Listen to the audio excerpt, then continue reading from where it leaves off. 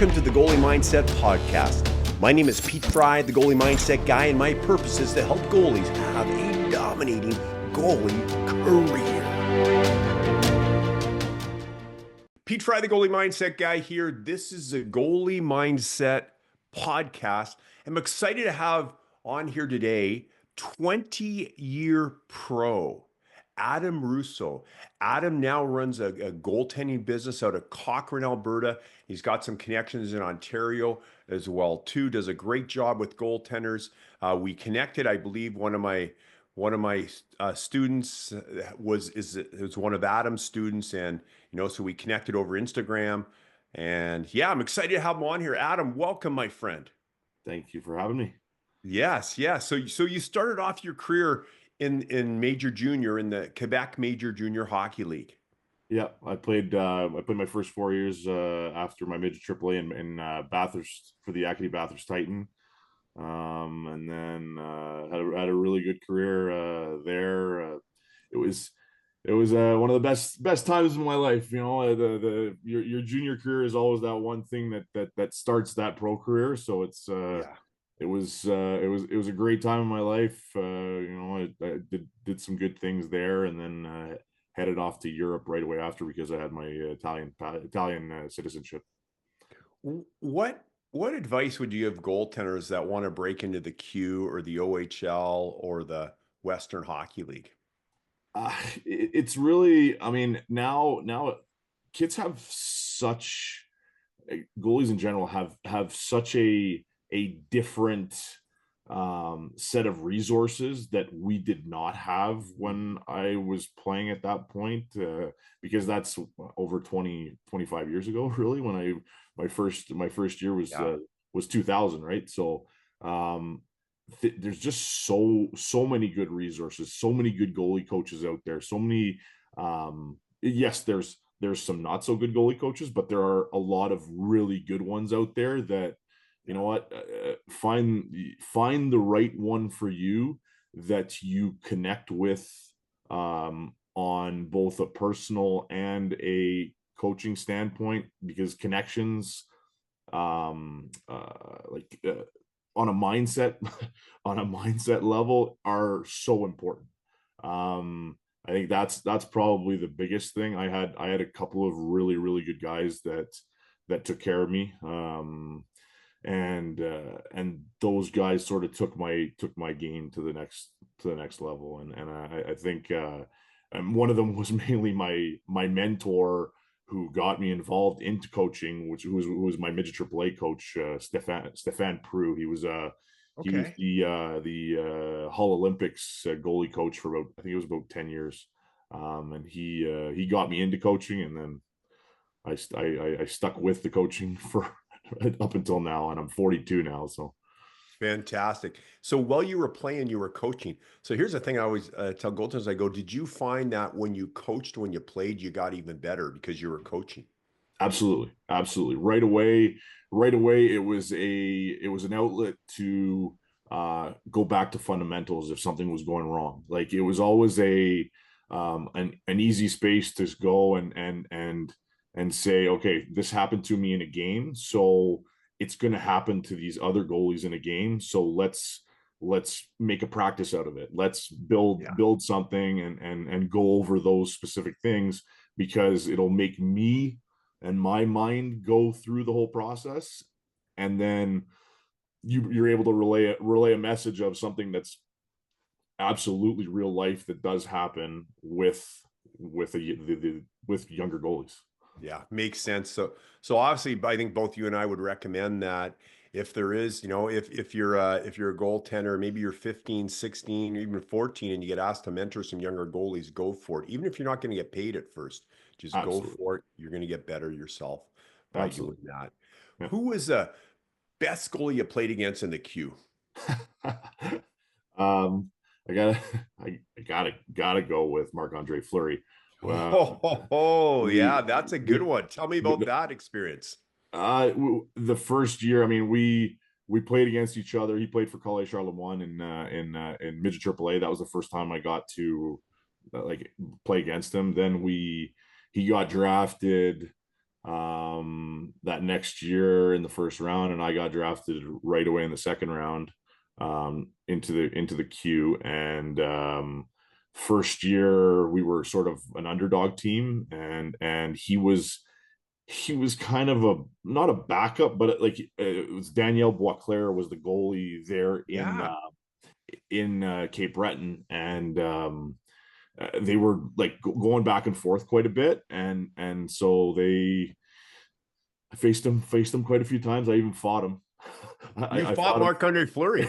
Yeah, I fought him I at would say, tell me center about ice in that. Sydney. That I was got who did it? He started. Did you start it? How did the fight start? this is pretty funny. I mean, I guess I was pretty wound up that game, and because I saw it was getting chippy. It was quite a chippy game. Every time those maritime teams play against each other, there's Mm-hmm. always a rivalry. It doesn't matter. Moncton and Bathurst was probably the biggest one, but Cape Breton and Bathurst was still pretty solid. So there was a little bit of a scrum.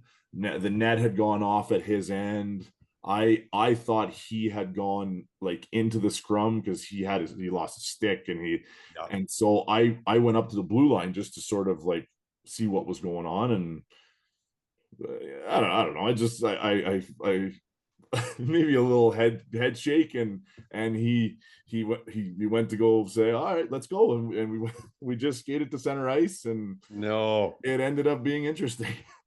Wow. Yeah. Wow. So who won? Did you win? Did he win? Was it a draw? I'll always use the excuse that I was 5'7" in junior, and he was 5'11", 6 foot. So his reach, the video makes its rounds on on social media sometimes, and Oh, awesome. I mean he's got a good reach. He had a good reach on me. He threw a Oh, bunch of yeah. bombs, and we both connected a few times. I after the fight, I think I had a couple of bruises on the top of my head, a little bumps here and there, but it was good. It was pretty even. I went down to one knee at some point. He went down to on one knee at some point, and yeah, it was fun. It was.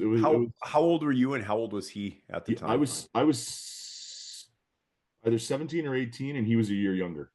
Okay, okay, got it. So you guys are pretty close in age, Yeah, yeah, right? oh yeah, yeah. Yeah.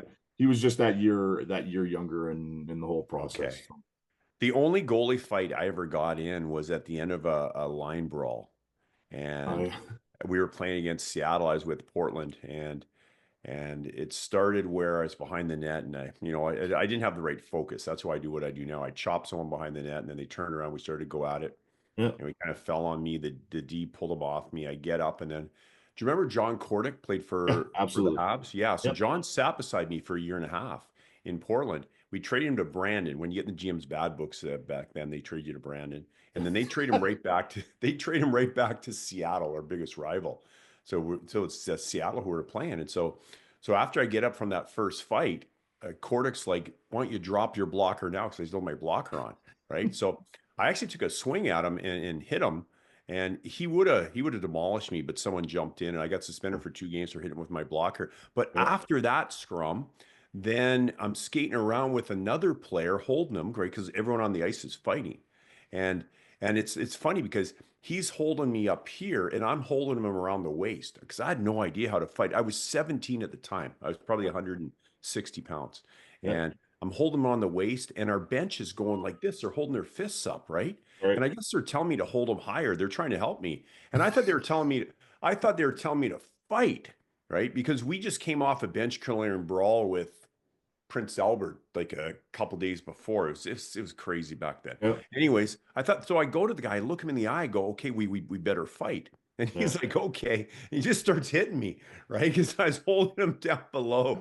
I was just like a speed bag. Well, And at that point, you don't know, right? Like it's just no, it's your first time in a situation like that, and it's like you just it's don't know. crazy. And so he has me on the ground. He's got his jersey pulled over my head. I remember I couldn't breathe. Like it felt like I was getting suffocated. Yeah. And finally I get up from that. I'm about to pass out. I'm so tired from the fights, from not being, fighting is a tiring thing to do. Oh yeah. And then the other goalie on the other team, who was a 20-year-old, like 6'2", Larry Dick was his name. He Yeah. shakes his hands like, let's go. I'm like, oh my God. So we do that, and I drop right away. And he's Yeah. just freaking pounding me on the head. And Yeah. anyways, at the end of that year, I got traded from Portland to Brandon, right? Because I got into GM's bad books. And then halfway through the summer, I get this picture sent to me. This 8.5 by 11 picture. There's no return address, nothing. I open it up, and it's a Larry Dick teeing off on me, right? I think the GM in Portland sent it to me. I don't know who else would have, Yeah. right? Probably. Uh, anyways. But back to you. I just had to tell that no, story. that's great, because I like Boom. it's very funny, because my first fight was, I was 17 my first year, and a coach named Richard Martel.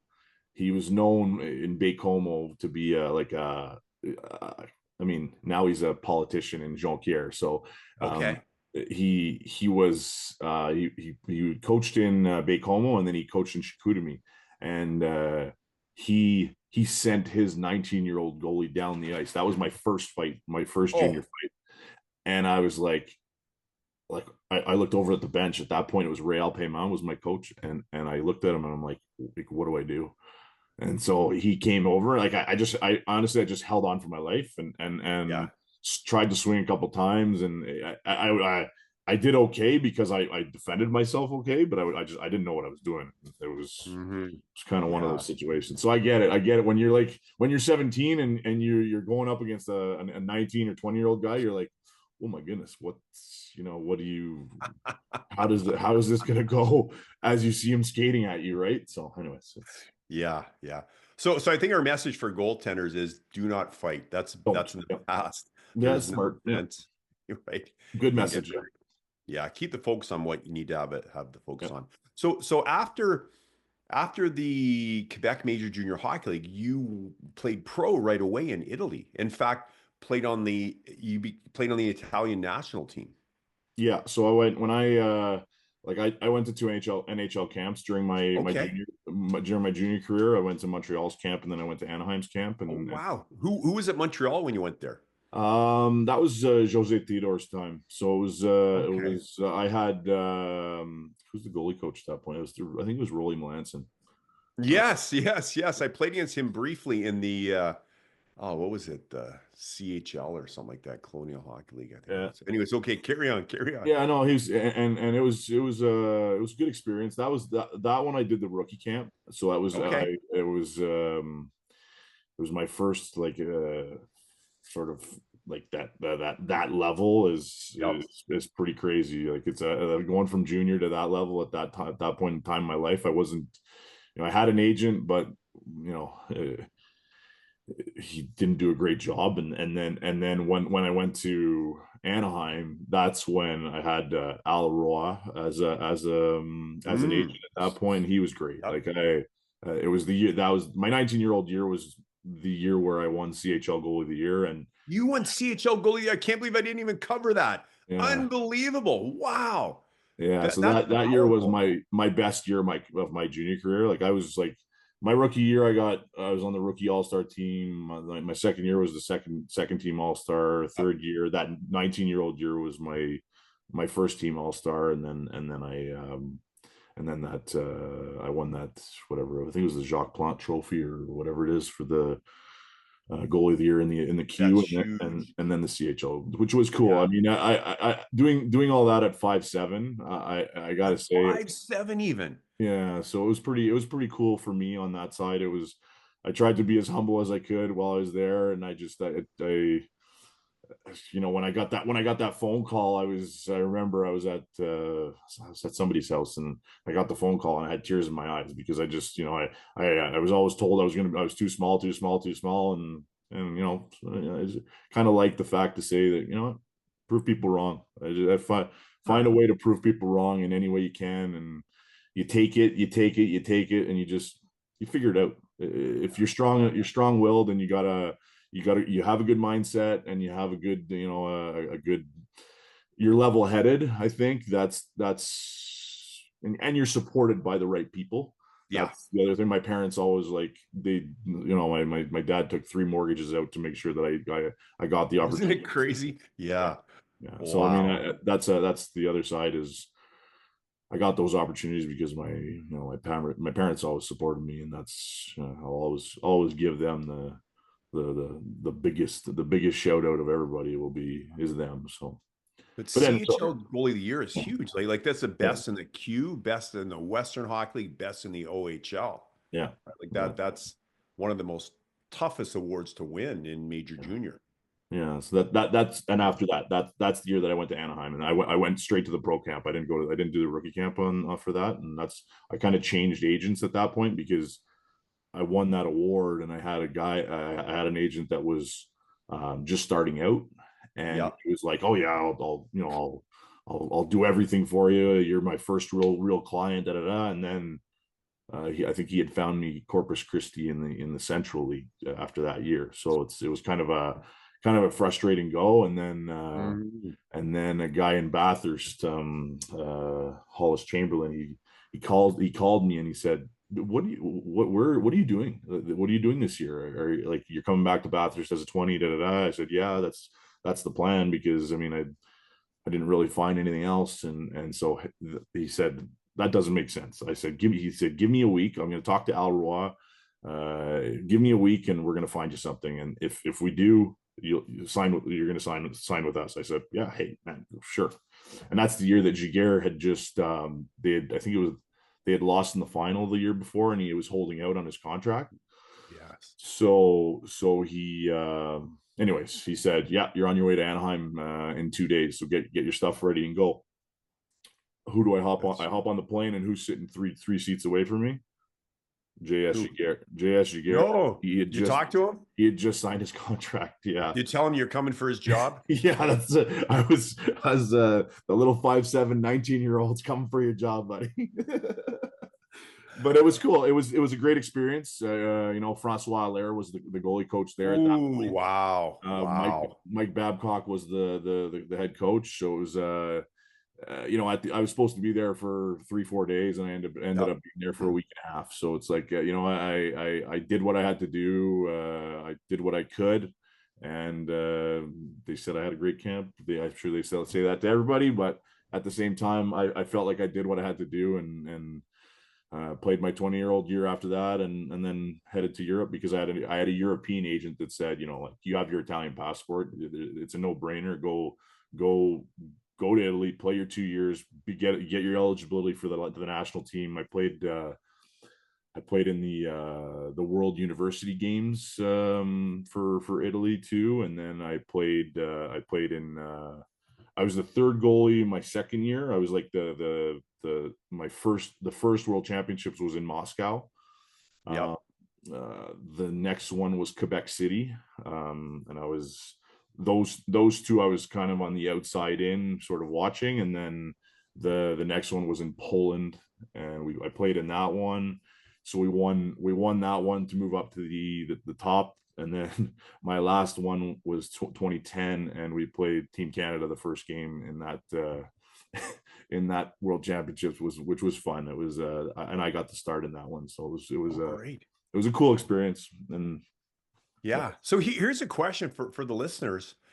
Would you, if you could go back, hindsight's 2020, would you have, if you could do it again, would you have gone over to Europe as a 21? You were 21 when you went over there, right? Your first year out of junior? Yeah. yep. Would you gone over there as a 21, or would you stuck around in North America and, attempted to, maybe play in the American Hockey League, get brought up to the National Hockey League? Like, would you change anything?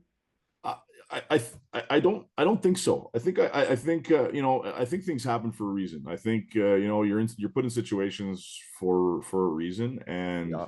I mean, I had at that point when I was to make the choice between going to the Q and going the NCAA route.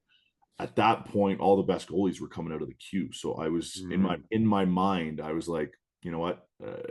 For me, it's a no brainer. I took my SATs, scored really high. I had two two full rides. So one was at Boston University, and that was after DiPietro, and then Yep. my other one was UMass Lowell that I went to visit. So those were two pretty decent schools on Yeah, they on are. the D1 route. So uh, you know what, at that point, my parents, they loved hockey, they loved me, they loved it, but they weren't necessarily hockey people.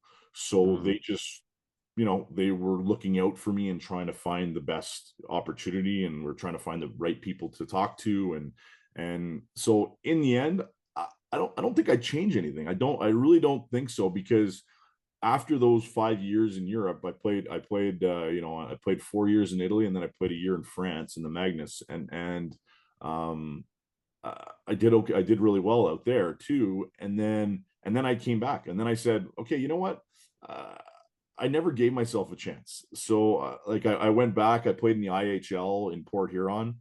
The That International Hockey League. Yeah. So it Yeah. was Okay. so that the last that their last year before they merged into the Central Hockey League. I played for Port Huron, and I got called up to uh, just the it was the Wilds. Okay. Iowa or somewhere like that, Yeah, or no, it wasn't Iowa at that point. It was man, why am I drawing a blank? Yeah, Anton Kudobin Houston. It was Houston. yes, Pretty exactly. good, eh? Yeah, Anton Kudobin was the guy that, like, the first goalie got hurt. Anton went Yep. up, and I was Anton's roommate for a night when I was when I flew into there. So they played against I think it was the Chicago Wolves, the game that I just backed up. I never played a game in the American League, but I went to Rockford's camp the following year. Yep. And then I got called up I went to the Worcester Sharks American League camp too. Okay. So Okay. I got opportunities, just Yeah. it never stuck. There was never, I guess, never really room.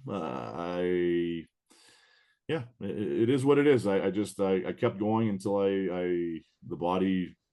I mean, it's this year, and I'm still playing at 42, and it's the That's first huge. first year I'm not making money to play, but it is what it is. It's a great bunch of guys in the room, and it's just, you know what, I think that's the part that I'm scared to miss. Yeah, is not being around the guys. Yeah, Right. Yeah, that's what most people say that. Most people yeah, say that. So question, I'm going to go back a bit to absolutely. your experience in Anaheim. Uh who's your goalie coach again? It was There? François Allaire when Oh, it was. Yeah, François Allaire.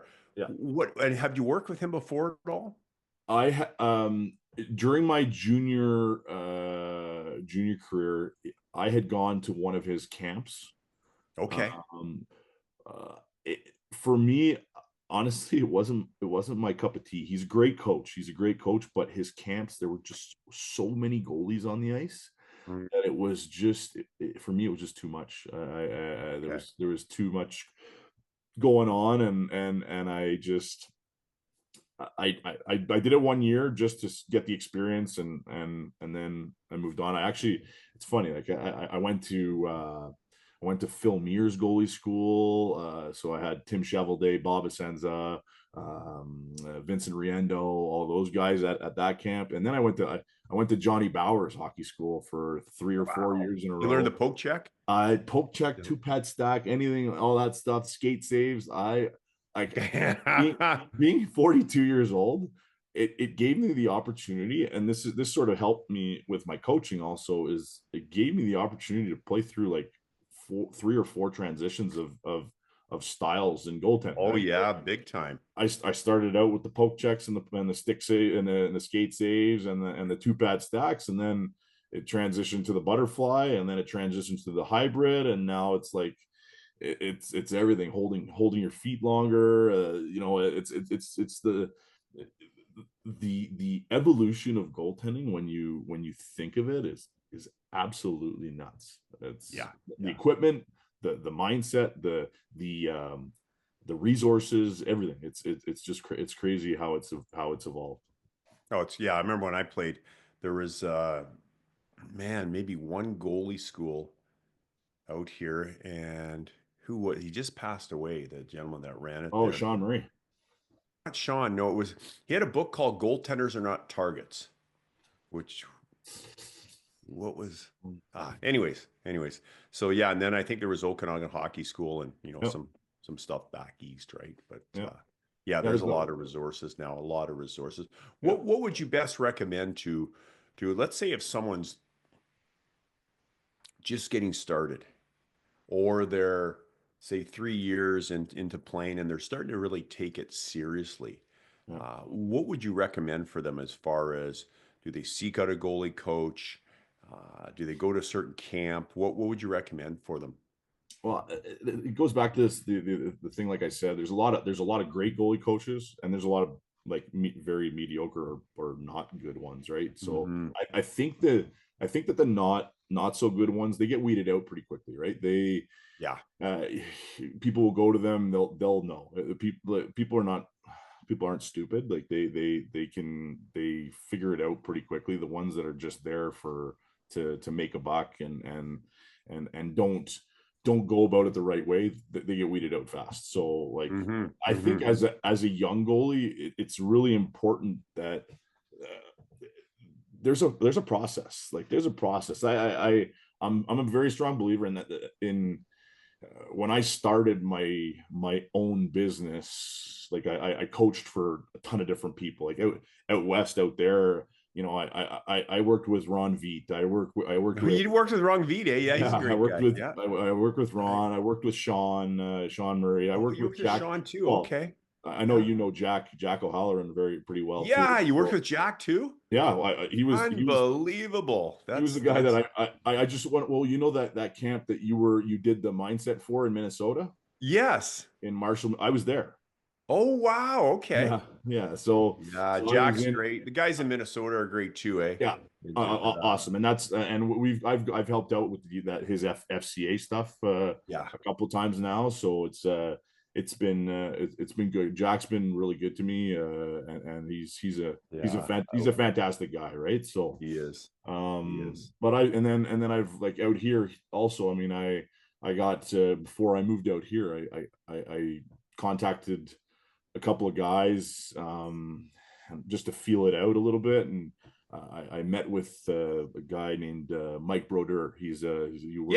Mike played a few games in the National Hockey League for Ottawa, I think, right? Yeah, exactly. And he has his own company, Balanced, and he's the one that sort of, for me and my mentalities and philosophies, it fit right. So now we're sort of collaborating together. He's given me a ton of work since I've been here, and I've sort of on my side, I've grown my own stuff. So it's been good. I feel like when I was out west, there was like one or two guys that I contacted like I did here, and they were in their mindset it was my way or the highway, and that's not for me. Like it just doesn't work. Like the game has evolved so much that you have to have an open mind. You have to learn from each other. You have to build the right relationships. You have to and this goes back to what you just asked me, was it's all about building relationships, right? Those young kids, you start from the beginning and you show them that you actually care, they're going to be with you for a long time, right? And if you find I think in the beginning, I created in my own business a program called Learn to Goalie, and I used my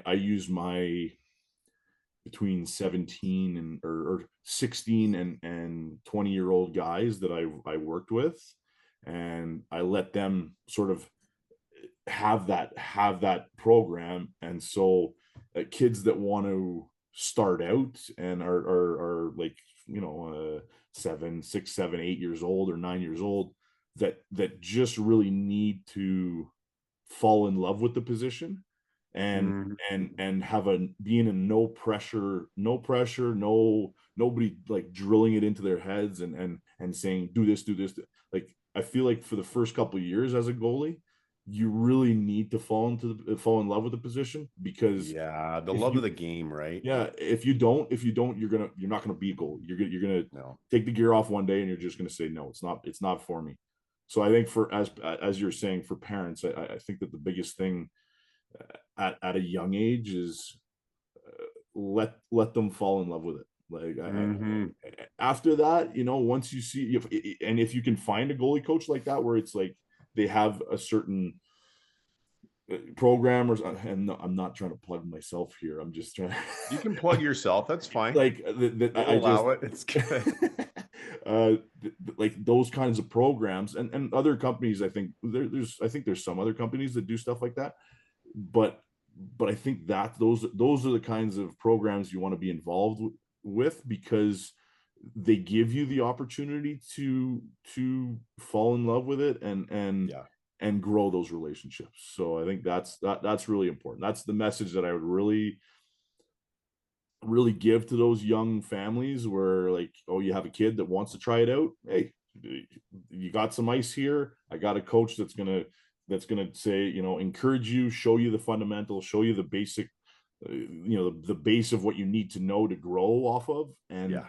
once you're ready to graduate from that program, if you're ready to graduate and move on to my next program, or you're going to go and find somebody else that you have a better connection with, hey, that's okay. Like, Mm.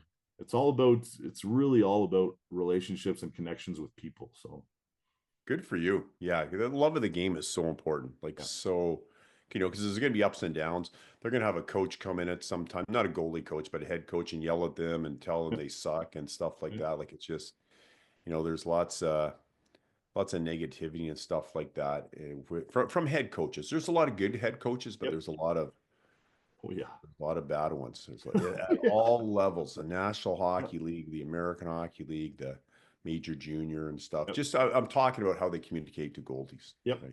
How they Oh, communicate. some don't have that skill whatsoever. No. When you were in Anaheim, did you any correspondence with Mike Babcock at all? Because I know that he's obviously been talked about and stuff like that. Any correspondence with him, and how was it, if there Uh, was any?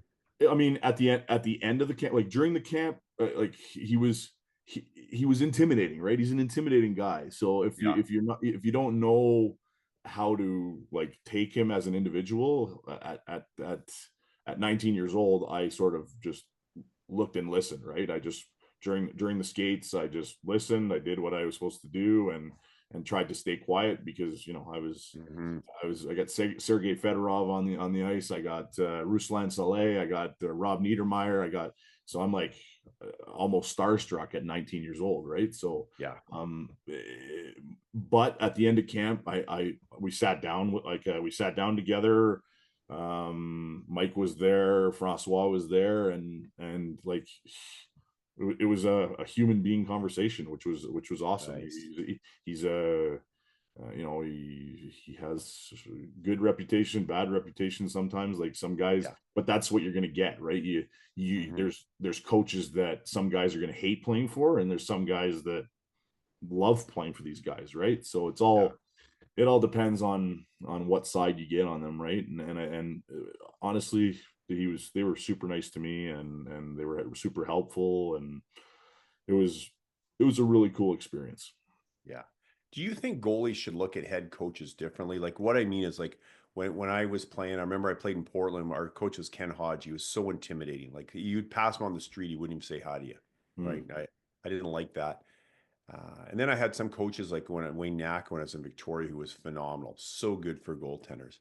Do you think that goalies should look at coaches like the goalies are developing, the coaches are too, because the coaches are far from perfect, and I think a lot of times goalies expect them to be perfect with what they do, and what are your thoughts on that? If a goalie looks at it differently, then maybe when the coach sends something negative, he's not going to take it so seriously.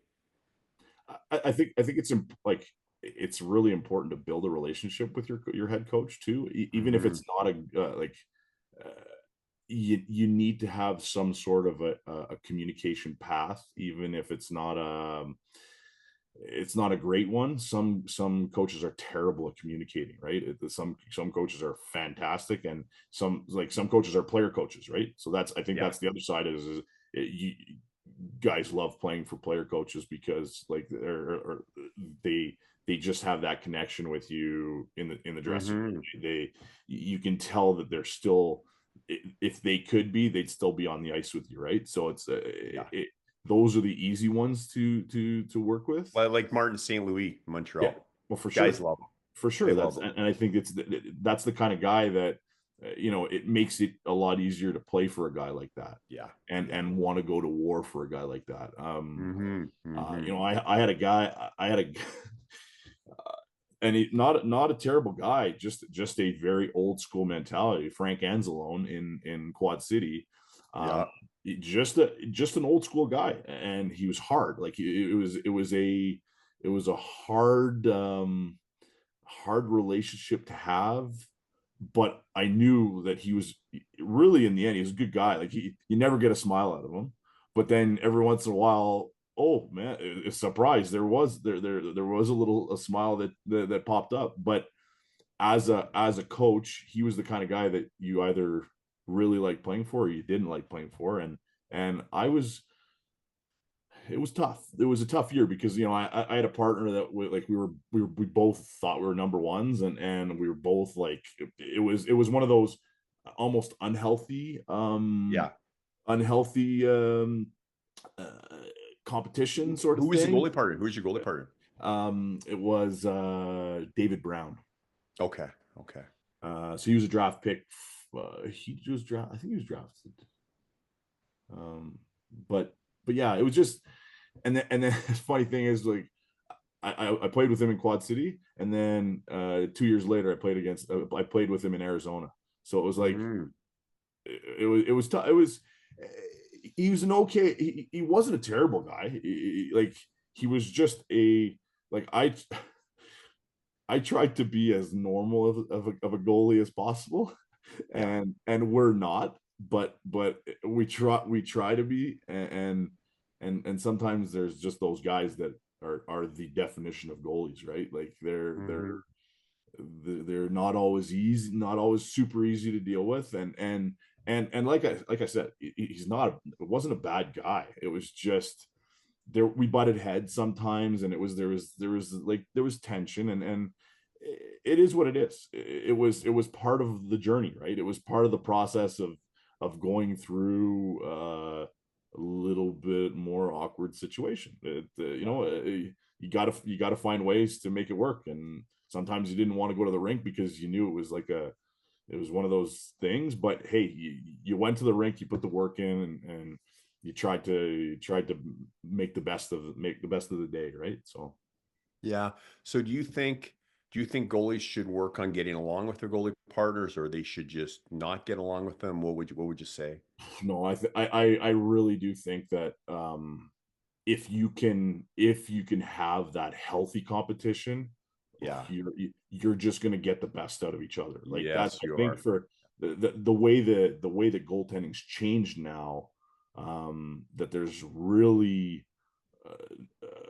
like it's a 1A 1B situation in most places. Like that's also like, man, we could talk about this for hours, but that's where Canada is sort of has just sort of stagnated a little bit, is that we haven't produced a dynasty goalie in a long time. Like we have a lot of great goalies, don't get me wrong. There's like we have some very, very solid goaltending, but we don't have those guys. We don't have a guy that's gonna that can get to the NHL, play 50 games and play 50 games for 10, 12 seasons. Like a Patrick Waugh or someone like that, right?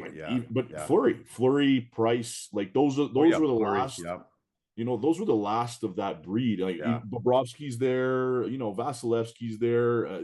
Those are the guys that like have those sort of, they play that amount, and it's like they're getting older now, and I don't know if you're on the same page, but I feel like there hasn't been that dynasty guy that No, there hasn't been. There hasn't been. that I has think we might have some up and coming ones. Like I know I work with Carter George. Yep. He's a good one. Like he was the only bright light, I think, in the World Juniors Yep. for Team Canada. And then the number one ranked over goalie this year, Josh Ravensbergen, right? Yep. And he's going to be a good one too, right? Yep. There's some good up and coming ones, but yeah, you're Yep. right. We need that franchise guy. So question, and Yep. I'm going to have you on the podcast again for sure, right? Okay. How can people find you? How can they reach you if they want to work with you? Where would they go? My website on Instagram. is I'm on Instagram. I have both like an Ontario Instagram and an Alberta one now. I got my website. It's AR goaltending. Okay, AR goaltending. That's pretty simple. Yeah, it's AR goaltending, and that's I have everything, all the social media. It's all there. So I mean, it's pretty easy to get in contact with me if you want to get in contact with me. Yeah, 100%. And one last question. Who was your idol goalie growing up? For me, it was Ken Dryden. Like he inspired me. Who is the guy that inspired you maybe to be a goalie that you really looked up to? Again, we could talk about this for hours, but I had a couple guys. I was a Montreal guy, right? So are you still a Habs fan? But yes. Living in Ontario, living in BC for 6 years, that's never changed. Even in the tough years, it's never changed. So Patrick Roy was my guy. Marty Brodeur was my guy because I've always being small. I've you can ask any of my defensemen that I've ever played with. Playing the puck, I like to think, and I think I am. I was always very good at playing the puck. So Marty Brodeur was my, like seeing how he handled it was so. Roy Brodeur, and then size wise, Curtis Joseph. Yeah, those are some good ones. Roy Brodeur, you can't get much better than that. Yeah, it's good trio. Three legends, all Canadian too. Yeah, all Canadian. Well, Adam, it's been a pleasure having you on, my friend. I think it's going to be great for the listeners. Lots of good advice, lots of good feedback. You heard from a CHL goalie of the year at 5'7". That is powerful. That says a lot about you in a powerful way, right? Like, great job, kudos to you. And I think when I played in the West Hockey for 5 years, I made the All-Star team 1 year, but that was it. But the CHL goalie of the year is huge.